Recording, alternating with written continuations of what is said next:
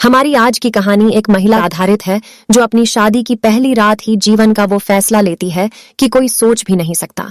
सुहाग सेज पर एक स्त्री बैठी हुई थी।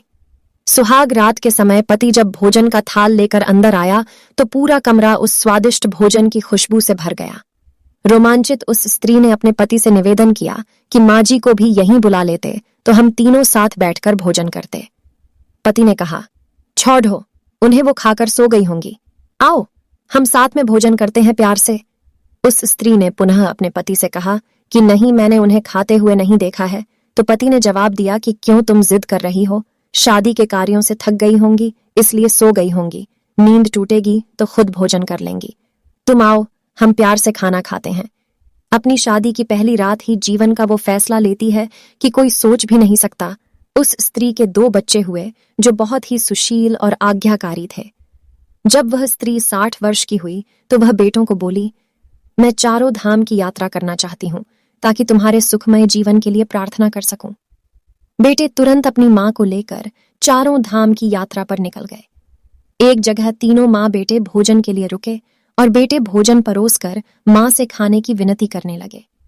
उसी समय उस स्त्री की नजर सामने एक फटे हाल, भूखे और गंदे से एक वृद्ध पुरुष पर पड़ टेढ़ी, जो इस स्त्री के भोजन और बेटों की तरफ बहुत ही कातर नजर से देख रहा था।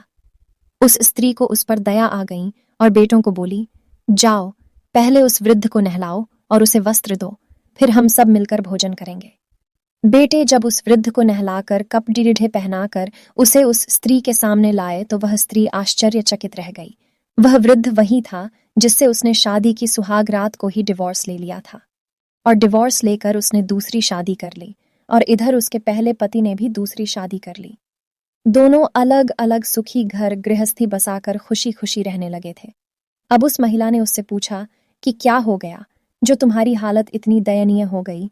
तो उस वृद्ध ने नजर झुका के कहा कि सब कुछ होते ही मेरे बच्चे मुझे भोजन नहीं देते थे, मेरा तिरस्कार करते थे, मुझे घर से बाहर निकाल दिया।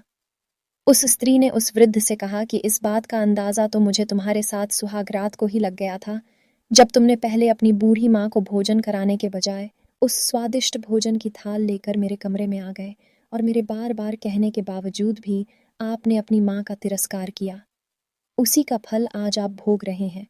जैसा व्यवहार हम अपने बुजुर्गों के साथ करेंगे, उसी देखा देख कर हमारे बच्चों में भी यह गुण आता है कि शायद यही परंपरा होती है।